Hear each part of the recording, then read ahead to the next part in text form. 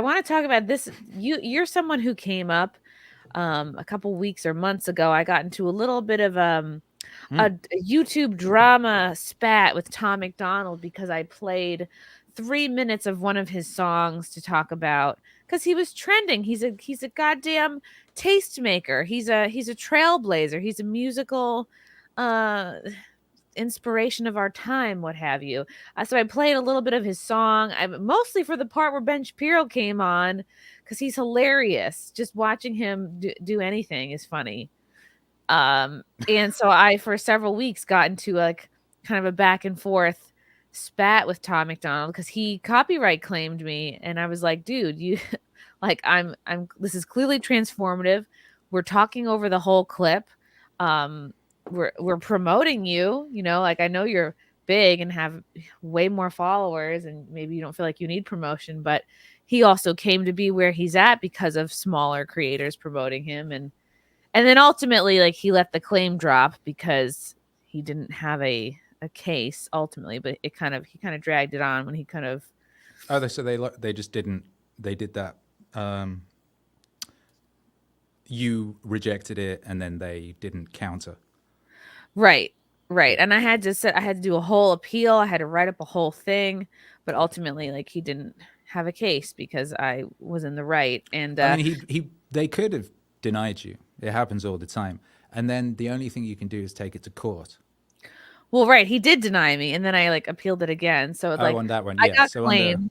I appealed. He rejected it, and then it was either go to court or let it time out, and he let it time out because I was right. And anyway, so but your name is someone who came up a lot from folks who were like, "Oh, Akira the Don is the best because I'll play snippets of his stuff all the time, and he never claims me."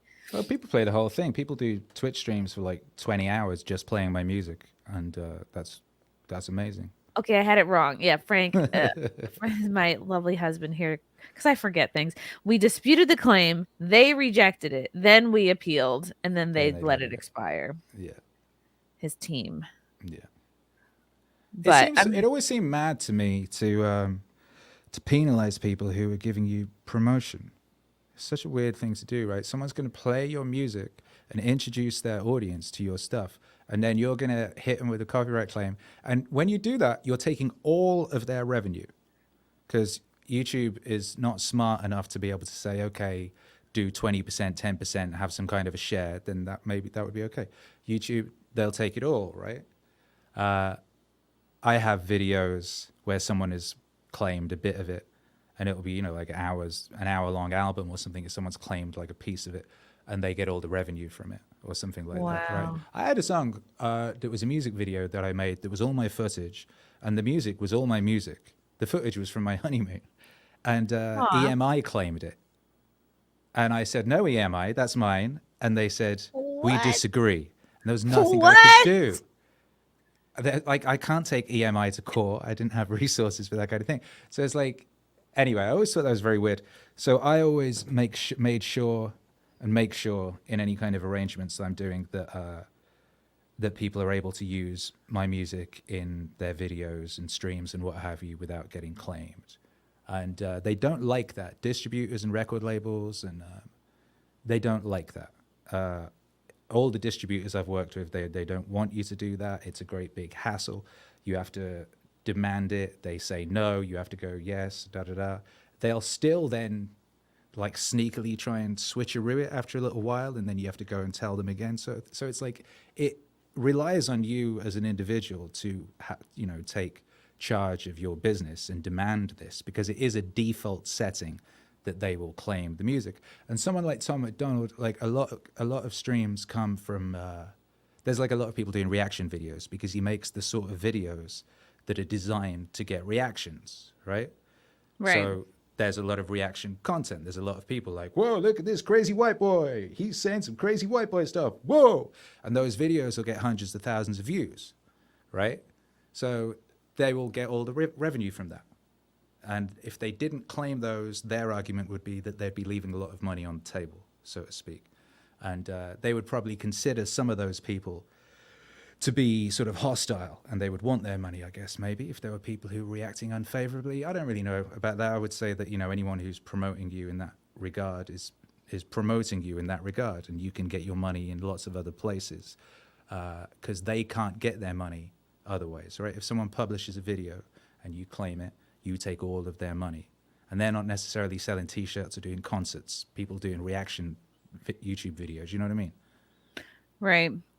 I can understand if you're just playing long stretches of music or content, but if you're talking over something, if you're transforming it, if you're making jokes about it, if you're just playing like a few little snippets or a few minutes, like I can't, that's not taking money away from, say, like a Tom McDonald, because you're not going to listen to my dumb commentary over just listening to the song, like going straight to the source if you want to hear the song. So well, what's going to happen is that some people will go and listen to the song that otherwise wouldn't have.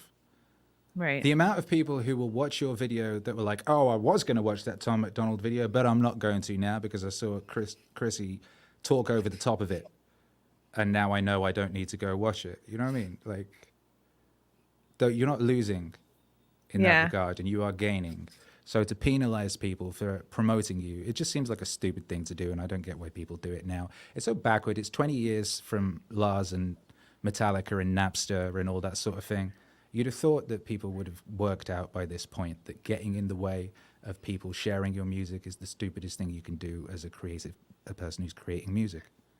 And you don't strike or claim anyone, right? And I'm sure you get a ton of tags on your YouTube of people who are playing your stuff. Yeah, of course. It's amazing. And I'm constantly getting people, coming through being like, oh, I found you because, Dreg was playing your music in one of his videos or such and such. Like, it's only ever a good thing. How could it ever be a bad thing for people to discover your music via other people's videos? It's just utterly fucking baffling to me that people still do that, and then people make the excuse of like, oh, I didn't know, or oh, that's just what happens, or oh, that's just how it is, or whatever. Because it's not. It doesn't have to be. Like, who's in control? Particularly if you're independent. You're a supposedly independent artist working outside of the mainstream, even working against the mainstream, being a rebel. You know what I mean? Like, you're not getting played on whatever mainstream station. The people that are playing you, the new radio stations, are these people. These are the people promoting you. So, like, making life difficult for people to do that is just baffling. And I don't think it's a good long-term plan. Well, guess what? Erica's going to seek out your music now. Thanks, Erica. Shouts out to Erica. Love you guys. Thank you for the chats. Thank you for the comments. I will see you guys tomorrow. Bye. Bye. All right. Love you guys. God, I don't even want to leave. This candle smells so good. I don't want to leave. All right. Love you guys. Talk to you soon. Bye. Love you all. Join the Discord. Feet. Love you all. Wow. You guys are awesome. Love you, get it. Bye, guys. Bye. Now I'm really leaving. Love you. Bye.